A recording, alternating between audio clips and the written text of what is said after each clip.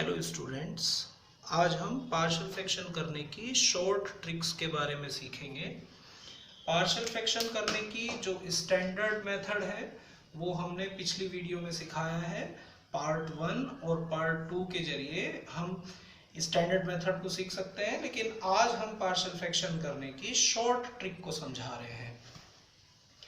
Partial fraction करने की ये जो शॉर्ट ट्रिक है ये सभी क्वेश्चनों में तो नहीं चलती है, लेकिन कुछ क्वेश्चनों में ये बहुत अच्छे से काम करती है। जैसे आप लोग एक एग्जांपल से ये समझिए, हमारे पास एक एग्जांपल है 1/x+1 इंटू x+2। ये हमारे पास एक फ्रैक्शन है जिसका हमें पार्शियल फ्रैक्शन करना है। तो पार्शियल फ्रैक्शन करने का जो स्टैंडर्ड तरीका है उसके अकॉर्डिंग तो हम इसके पार्शियल फ्रैक्शन कंसीडर करते हैं a/x+1 प्लस b/x+2। इस तरह से हम पार्शियल फ्रैक्शन इसके कंसीडर करते हैं और बाद में जाकर फिर a और b की वैल्यू पता करते हैं। लेकिन अगर शॉर्ट ट्रिक से हमें पार्शियल फ्रैक्शन करने हैं तो देखिए हम लोग क्या करते हैं। जैसे हमारे पास जो फ्रैक्शन है जिसके हमें पार्शियल फ्रैक्शन करने हैं, अगर हम शॉर्ट ट्रिक से उसके पार्शियल फ्रैक्शन करें तो एक तो उसमें देखिए कि जो तुम्हारा ये डिनोमिनेटर है, ये डिनोमिनेटर के लीनियर फैक्टर हो रहे हैं क्या। जैसे ये सामने जो एग्जांपल है इसमें डिनोमिनेटर के लीनियर फैक्टर्स हैं। तो शॉर्ट ट्रिक से पार्शियल फ्रैक्शन करने के लिए क्या करिए कि जो भी हमारा डिनोमिनेटर है और डिनोमिनेटर में जो फैक्टर्स आ रहे हैं उन फैक्टर्स की हेल्प से न्यूमरेटर क्रिएट करने की कोशिश करिए। उन फैक्टर की हेल्प से न्यूमरेटर क्रिएट करने की कोशिश करिए से मतलब होगा कि दोनों फैक्टर्स या तीन फैक्टर्स भी हों तो उनका कुछ इस तरह का अरेंजमेंट बनाएं कि उन फैक्टर्स को आपस में प्लस करने से या फैक्टर्स को आपस में माइनस करने से या किसी पर्टिकुलर फैक्टर में किसी नंबर से मल्टीप्लाई करें, किसी दूसरे फैक्टर में किसी अनदर नंबर से मल्टीप्लाई करें और फिर उन्हें आपस में प्लस करें या माइनस करें। कोई ऐसा अरेंजमेंट सेटअप करें हम कि इन फैक्टर्स की मदद से ये न्यूमरेटर क्रिएट हो जाए। जैसे यहाँ देखिए, अगर हम यहाँ न्यूमरेटर में इन दोनों फैक्टर्स का डिफरेंस लिख दें, x+2 minus x+1 upon x+1 into x+2। देखिए ये बात हम समझते हैं कि किसी टर्म की जगह हम उसी टर्म के इक्विवेलेंट या एक ऐसी टर्म को सब्स्टिट्यूट कर सकते हैं जिस टर्म की वैल्यू उतनी ही हो। जैसे देखिए यहाँ 1 है, अब 1 की जगह हमने यहाँ लिख दिया है ये, तो ये जो हमने यहाँ 1 की जगह लिखा, अगर हम ध्यान से देखें तो सिंप्लीफाई करने पर इसकी वैल्यू भी 1 ही बनती है। तो यानी 1 को हम इससे रिप्लेस कर सकते हैं क्योंकि इसकी वैल्यू भी 1 ही है। तो अगर कोई 1 की जगह हम कोई ऐसी चीज रखते हैं जिसकी वैल्यू भी 1 ही हो तो वो हम सब्स्टिट्यूट कर सकते हैं। देखो जैसे हम ये ऊपर के ब्रैकेट को अगर खोल दें तो -x से x कैंसिल हो जाएगा, -1 और प्लस के 2 तो 1 ही बचेगा। यानी ये जो ऊपर हमने लिखा न्यूमरेटर में इसकी वैल्यू 1 ही है, तो 1 की जगह हम ये लिख सकते हैं। लेकिन ये जो न्यूमरेटर हमने क्रिएट किया ये डिनोमिनेटर में जो फैक्टर्स थे उन्हीं की हेल्प से क्रिएट किया है। तो अगर हम शॉर्ट ट्रिक से पार्शियल फ्रैक्शन करना चाहते हैं तो हमें यही करना होगा कि जो फ्रैक्शन है हमारा मेन फ्रैक्शन, उसमें जो डिनोमिनेटर के फैक्टर्स हैं उनकी हेल्प से हम न्यूमरेटर को क्रिएट करें। अब जैसे ये एग्जांपल है, ये तो बहुत इजी वाला एग्जांपल है जिसमें हमने सीधे सीधे इन फैक्टर्स को डिफरेंस किया तो न्यूमरेटर की वैल्यू बन गई। कई बार ये भी करना पड़ सकता है कि जो डिनोमिनेटर के फैक्टर हैं उनमें से किसी फैक्टर को किसी खास नंबर से मल्टीप्लाई करना पड़े, किसी दूसरे फैक्टर को किसी अनदर नंबर से मल्टीप्लाई करना पड़े और फिर देखना होगा हमें कि उन फैक्टर को प्लस करने से या उन फैक्टर को माइनस करने से न्यूमरेटर क्रिएट होता है क्या। अब जैसे यहाँ डिफरेंस करने से न्यूमरेटर क्रिएट हो गया। अब बस सिंपली ये करिए कि ये जो डिनोमिनेटर है इसको दोनों जो ऊपर न्यूमरेटर में टर्म्स हैं उनके डिवाइड अलग अलग लिख दीजिए। तो x+2 के अपोन में आएगा x+1 इंटू x+2 और माइनस फिर x+1 के अपोन में भी x+1 इंटू x प्लस 2।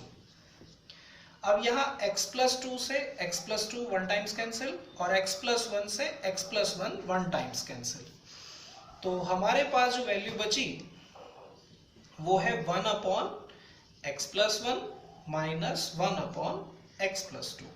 तो देखिए कितनी आसानी से हमारा ये जो फ्रैक्शन था हमने उसको पार्शियल फ्रैक्शंस में डिकम्पोज कर दिया। तो ये बहुत शॉर्टली हो गया, इसमें कोई a b की वैल्यू को हमें अलग से मेजर नहीं करना पड़ा। अब इसी तरह का एक और एग्जांपल समझिए, ऐसे 2-3 एग्जांपल देखेंगे तो वो क्लियरली समझ में आ जाएगा। एक और एग्जांपल देखिए, जैसे मान लीजिए हमारे पास एक फ्रैक्शन है 1 अपॉन 2x माइनस 3 और इंटू 3x प्लस 4। देखिए ये फ्रैक्शन है। अभी हम शॉर्ट ट्रिक में यही सिखा रहे हैं कि जिस भी फ्रैक्शन के हम पार्शियल फ्रैक्शन कर रहे हो शॉर्ट ट्रिक से, तो हमें ये कोशिश करनी है कि जो डिनोमिनेटर के फैक्टर्स हैं उनकी हेल्प से हम न्यूमरेटर क्रिएट करें। कुछ मल्टीप्लाई करने से आपस में सम करें, या कुछ नंबर से डिवाइड, कुछ नंबर से मल्टीप्लाई करके या तो आपस में प्लस करके देखिए या माइनस करके देखिए, जिस जैसे भी ये न्यूमरेटर क्रिएट हो जाए। अब जैसे यहां अगर हम इसको तो मल्टीप्लाई कर दे 2 से, 2 इंटू 3x प्लस 4, और माइनस करें इसको मल्टीप्लाई कर दे 3 से। ये ध्यान रहे फैक्टर्स की हेल्प से हम न्यूमरेटर बना रहे हैं, तो एग्जैक्टली यही न्यूमरेटर बनना चाहिए जो यहां लिखा हुआ है, 3 इंटू 2x माइनस 3। अब एक बार ये देख लीजिए, जिस तरह से इन फैक्टर्स को हमने इस तरह अरेंज किया, तो ये देखें कि क्या इसकी वैल्यू न्यूमरेटर के इक्वल आती है। न्यूमरेटर में तो 1 है हमारा, तो 2 3 जा 6x और 3 2 जा 6x, तो 6x से 6x कैंसिल हो जाता है, 2 4 जा 8 और माइनस माइनस प्लस 3 3 जा 9, तो प्लस के 8 और प्लस के 9 हमारे पास आता है 17। यानी ये जो हमने ऊपर लिखा इसकी वैल्यू 1 नहीं है बल्कि इसकी वैल्यू 17 है, जबकि ऊपर होना चाहिए 1। तो 1 क्रिएट करने के लिए हम क्या कर रहे हैं कि डिनोमिनेटर में 17 से डिवाइड भी कर रहे हैं। अब देखिए मौजूदा जो यहाँ लिखा हुआ है, अगर हम ऊपर वाले टर्म को सिंप्लीफाई करें तो ऊपर बचता है 17, और 17 हमने डिवाइड में भी लिख दिया, तो 17 से 17 1 टाइम्स कट जाएगा, तो अब इसकी वैल्यू 1 ही हो जाती है। बाकी ये 2x माइनस 3 और 3x प्लस 4 ये एज इट इज है। अब अगर हम इस फ्रैक्शन को सिंप्लीफाई करके देखें, यानी न्यूमरेटर को हम, न्यूमरेटर में जो ब्रैकेट्स हैं उनको ओपन कर दें और फिर सॉल्व करें, तो एज इट इज यही फ्रैक्शन क्रिएट हो जाता है। तो हमने डिनोमिनेटर के फैक्टर्स की हेल्प से अब न्यूमरेटर क्रिएट कर दिया है। ये ध्यान रहे कि न्यूमरेटर में अगर कभी कोई कांस्टेंट, जैसे हमने इन फैक्टर को, इसको 2 से मल्टीप्लाई किया, इसको 3 से मल्टीप्लाई किया, डिफरेंस किया, तो हमें चाहिए 1 जबकि हमारा बच रहा है 17। तो अगर कोई एक्स्ट्रा कांस्टेंट बचता है हमारा, तो हम उससे डिवाइड करके उसको बैलेंस कर सकते हैं।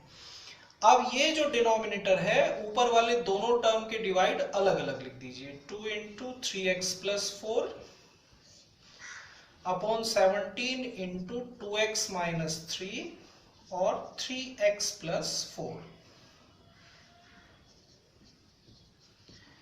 इसी तरह दूसरी टर्म के डिवाइड भी लिख दीजिए, 3 इंटू 2x माइनस 3 और इसके अपोन में आएगा 17 इंटू 2x माइनस 3 और 3x प्लस 4।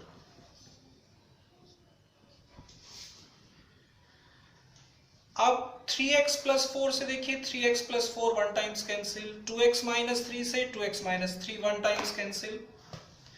तो हमारे पास क्या रिजल्ट बचता है, 2 upon 17 into 1 upon 2x minus 3 minus 3 upon 17 into 1 upon 3x plus 4। तो ये जो हमारा फ्रैक्शन था 1 upon 2x minus 3 into 3x plus 4, देखिए कितना शॉर्टली पार्शियल फ्रैक्शन में डिकम्पोज हो गया है। तो ये शॉर्ट ट्रिक है। अच्छा, इस शॉर्ट ट्रिक में एक बात ये है बच्चों कि ये शॉर्ट ट्रिक तभी कामयाब है जब हम फैक्टर्स को हमारे दिमाग में ये ट्रिक आ जाए कि हम इन फैक्टर्स को किस तरह अरेंज करें कि न्यूमरेटर क्रिएट हो जाए।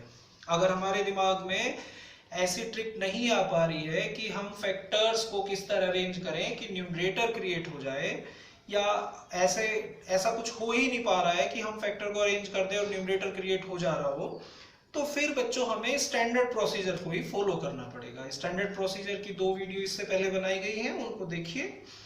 लेकिन ये शॉर्ट ट्रिक कॉम्पिटिटिव एग्जाम्स में और बहुत सारे क्वेश्चंस में हमारे काम आती है। बहुत सारे क्वेश्चन जिन्हें हमें जल्दी करना होता है, जैसे कॉम्पिटिटिव एग्जाम्स हैं, वहां भी पार्शियल फ्रैक्शंस आते हैं।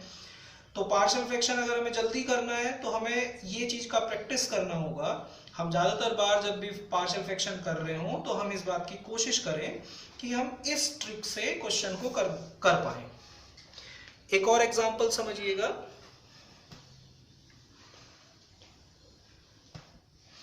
जितनी ज्यादा हम इसकी प्रैक्टिस करेंगे उतना ही ज्यादा हम लोग ये इस तरह के अरेंजमेंट्स ढूंढ पाएंगे आसानी से। एक और एग्जांपल है x minus 6 upon 2x plus 1 और 5x प्लस 4। तो देखिए हम इसको पार्शियल फ्रैक्शन में कन्वर्ट करने की कोशिश करेंगे, वो भी शॉर्ट ट्रिक से। तो पार्शियल फ्रैक्शन में कन्वर्ट करने की शॉर्ट ट्रिक अभी बताया हमने। हम लोग कोशिश करते हैं कि न्यूमरेटर की हेल्प से डिनोमिनेटर क्रिएट हो जाए। तो न्यूमरेटर के जो फैक्टर हैं इनको इस तरह अरेंज करने की कोशिश करिए कि ये न्यूमरेटर बना दे। तो उसके लिए ये करिए बच्चों कि जैसे 5x प्लस 4 और माइनस कर दें हम 2 इंटू 2x प्लस 1। अब ये देखो बच्चों कि क्या इसकी वैल्यू न्यूमरेटर के इक्वल बैठती है। तो देखो 2 टू ज़ा 4x, 5x माइनस 4x बचता है x, और 2 1 ज़ा 2, माइनस के 2 और प्लस के 4, तो हमारे पास कितना बचता है। और फैक्टर में हमारे पास 2x प्लस 1 है, तो ये हो गया हमारे पास माइनस के तो 2 और प्लस के 4, तो माइनस के 2 और प्लस, ये फैक्टर हमने गलत लिख दिया यहाँ एग्जांपल में। 5x माइनस 4 नहीं, 5x प्लस 4 नहीं, 5x माइनस 4 है, इस तरह से। तो अब देखो माइनस 2 और माइनस 4 ये बन जाता है माइनस के 6, तो इसकी वैल्यू सीधे सीधे x माइनस 6 बन रही है। और डिनोमिनेटर में तो 2x प्लस 1 और 5x माइनस 4 ही है। अब इस देखो न्यूमरेटर की वैल्यू एग्जैक्टली x माइनस 6 बन गई है। हमने फैक्टर को इस तरह अरेंज किया कि ये वैल्यू सीधे सीधे न्यूमरेटर के इक्वल आती है। अब अलग अलग डिवाइड लिख दीजिए, 5x minus 4 upon 2x plus 1 और इनटू में है 5x minus 4 minus 2 into 2x plus 1 और अपॉन में 2x plus 1 into 5x minus 4। अब देखिए 5x माइनस 4 से 5x माइनस 4 कैंसिल हो गया 1 टाइम्स, और 2x प्लस 1 से 2x प्लस 1 कैंसिल हो गया 1 टाइम्स। तो ये हमारा आता है 1 upon 2x plus 1 minus 2 upon 5x minus 4। तो देखिए कितनी आसानी से ये पार्शियल फ्रैक्शन और कितना जल्दी ये हमसे हो गए। तो शॉर्ट ट्रिक से पार्शियल फ्रैक्शन करने का ये तरीका है। लेकिन हम यहाँ ये भी बता रहे हैं बच्चों कि कई बार जब हम एग्जाम में इस तरह का क्वेश्चन कर रहे हों तो पहले तो हम बहुत अच्छे से प्रैक्टिस रखें कि हम लोग ये ट्रिक्स बहुत जल्दी जल्दी ढूंढ पाए कि डिनोमिनेटर की हेल्प से न्यूमरेटर कैसे क्रिएट हो जाएगा।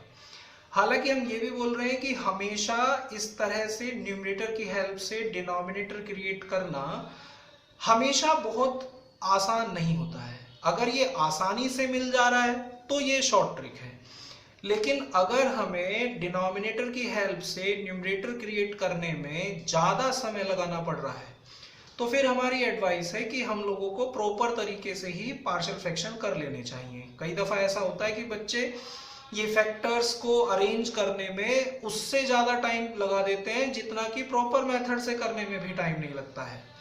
तो अगर हमें ये झट से सूझ जाए कि हाँ इनको अरेंज करने से इस तरह न्यूमरेटर क्रिएट हो जाएगा तो बेस्ट है, लेकिन अगर हमें इसमें ज़्यादा समय लगाना पड़ रहा है तो फिर हम अपने प्रॉपर तरीके से ही पार्शियल फ्रैक्शन कर ले तो तभी भी हो जाएगा।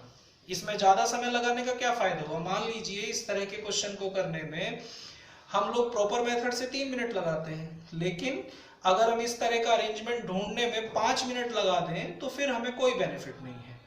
तो वैसे हम प्रैक्टिस करें तो हमें जल्दी से इस तरह के फैक्टर्स का अरेंजमेंट मिल जाता है, और अगर नहीं मिलता है तो फिर हम प्रॉपर तरह से अपने क्वेश्चन को कंप्लीट करें। तो आज की वीडियो में शॉर्ट ट्रिक में इतना ही है। आगे चलकर हम और क्वेश्चंस की और अच्छी शॉर्ट ट्रिक्स बताएंगे। आज के काम में इतना ही काम है। थैंक यू फॉर वॉचिंग, और हमारे चैनल को सब्सक्राइब करिए, लाइक करिए और शेयर भी करिए। बेल आइकन को भी दबाइए ताकि आगे के नोटिफिकेशन आपको मिलते रहें। Thank you.